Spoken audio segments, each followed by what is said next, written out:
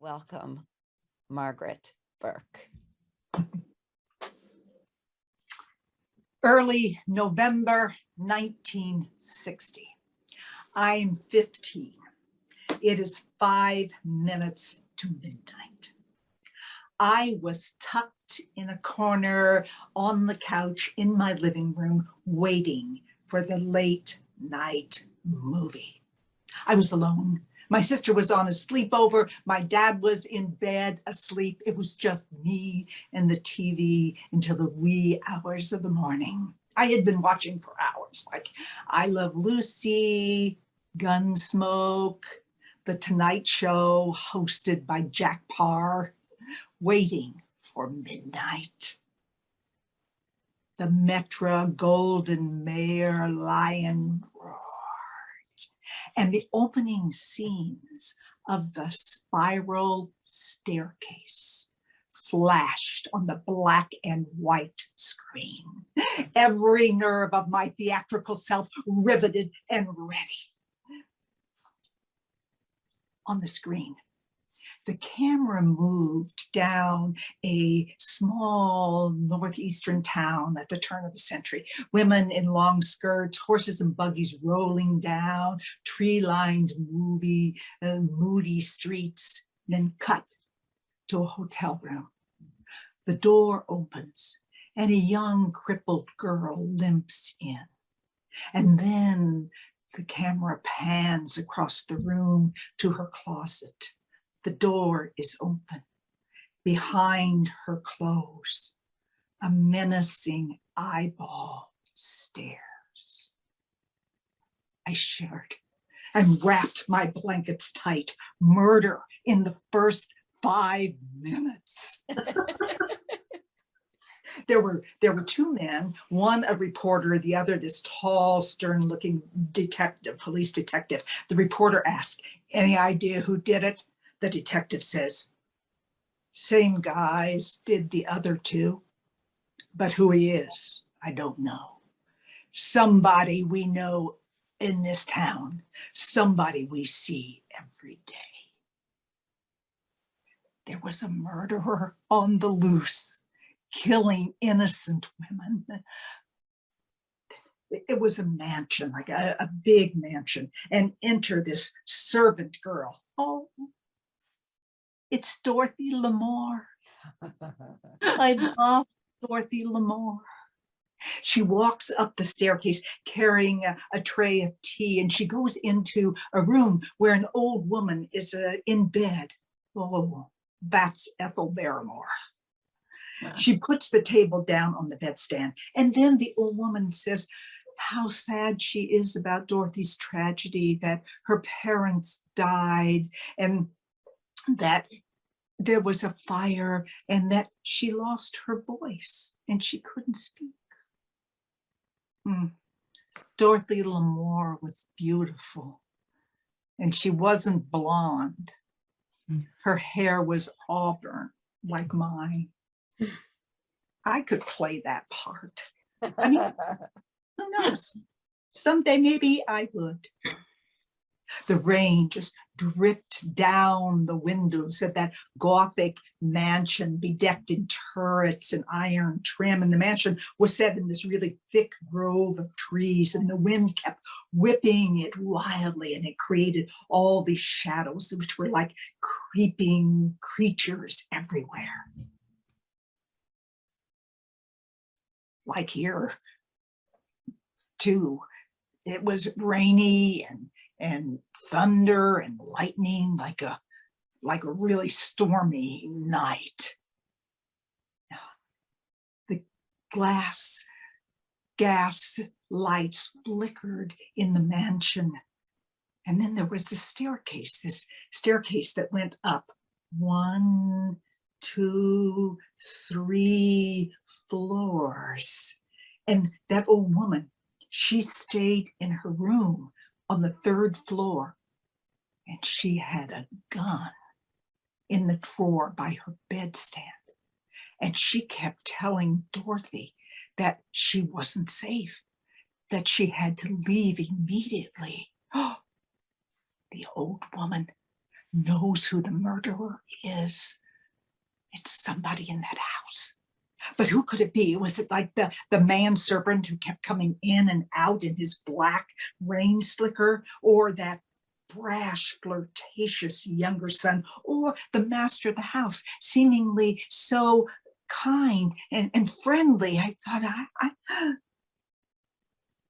and then I realized I hadn't closed the curtains. I thought I should really get up and close the curtains. But the window seemed too far away. I sunk deeper into the couch.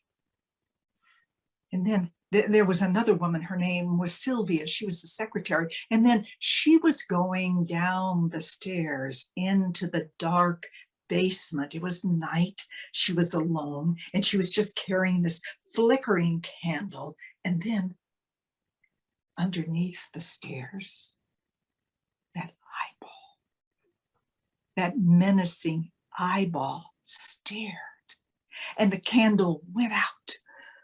Sylvia, murdered. Boy, I thought I saw something out of the corner of my eye. We're there in the corner on the end of the couch. I jumped up and turned on the light. No, there was nothing there. But I ran through the house, turning on all the lights in the dining room, the kitchen, the bathroom, my bedroom, the hall. Like no dark corners anywhere. And back to the couch. Now, Dorothy was going down the stairs into the basement looking for Sylvia, holding just this little candle.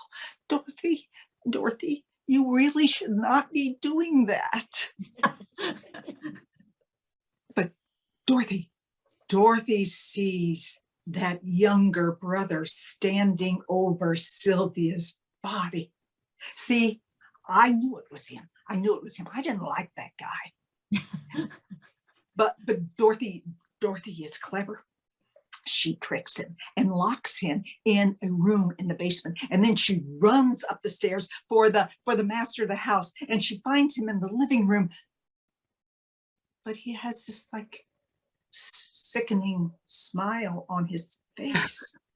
And he's putting on these leather gloves. It's like, oh no, Dorothy, you locked up the wrong guy. It's the nice guy. It's the nice guy. Run, Dorothy, run up the stairs to the old woman.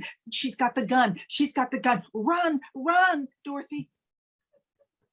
And then I hear footsteps outside coming up the steps on our front porch. And then in a flash of lightning, I see someone walk across the porch to the front door. And then I hear knock, knock, knock. Knock, knock, knock. I froze. I looked at the clock. It's like 1 a.m. I mean, who could be out here at 1 a.m.? Like, I don't live in the town. I live in the country. And then I realized that there's a window. Oh, jeez. And anybody standing out on the porch could see me inside on the couch. And then I hear rap, rap, rap, rap, rap, rap, rap, rap on the window. And then a voice. I see you in there. I see you in there. Come to the door. You know, my dad's asleep in his bedroom. I know I should run to him. But I can't, because I'm frozen on the couch wrapped in my blanket, and I can't scream because I'm mute like Dorothy in the movie. I can't talk. And then I look at the screen and I see that Dorothy is running up the staircase and the murderer is running behind her, calling her name. And then she looks out a window and she sees a man down on the street and she pounds on the window, but he can't hear anything because of the rain. And so she throws up the window and she tries to scream, but she can't scream because she's mute. But I'm not. Dad! And I bolt from the couch into the bedroom and I say, Dad, Dad, Dad, there's somebody at the door. There's somebody at the door.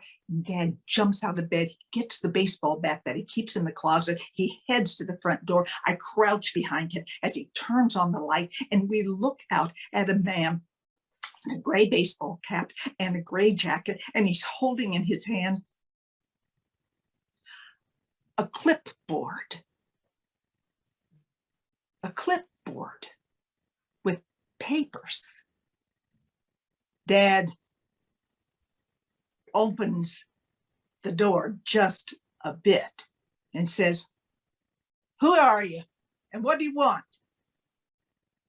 And he says, Sir, I just need some directions. Can you tell me where the village school is? And Dad said, "Now what are you looking for the school for this time of night?" He says, "I'm delivering voting booths for the voting tomorrow. And I have to get them there before 6 a.m. So I just need you to give me some directions. I'm lost. It's dark out here. There are no street lights." Now, to my dad, voting is sacred. It's the way everyone has a voice. So he said, "Yeah, school's about a fourth of a mile down the road, just past the firehouse." And the guy said, "Thanks." And we watched him turn and go down the steps. And then Dad said, "Hey, well, wait a minute. Like, why our house?" And he said, "Well, your lights were on, sir. All your lights were on." Dad looked around and then looked at me as we watched the man get in his car and head down the road. And then Dad turned the porch light off, closed the door, and headed back to bed and said, "Margaret, go to bed." But I had to know what happened in the movie. And the old woman was standing at the top of the stairs with the gun in her hand. I mean, Ethel Barrymore was big woman, and she had this long gray braid draped over her shoulder, and her eyes were dark and focused, and she raised that gun and she shot. Bang, bang, bang. And the master of the house clutched his heart, and Dorothy screamed, her voice liberated. And then that murderer fell down, down, down the spiral staircase. Wow. I thought, I don't want to be Dorothy Lamar. I want to be Ethel Barrymore.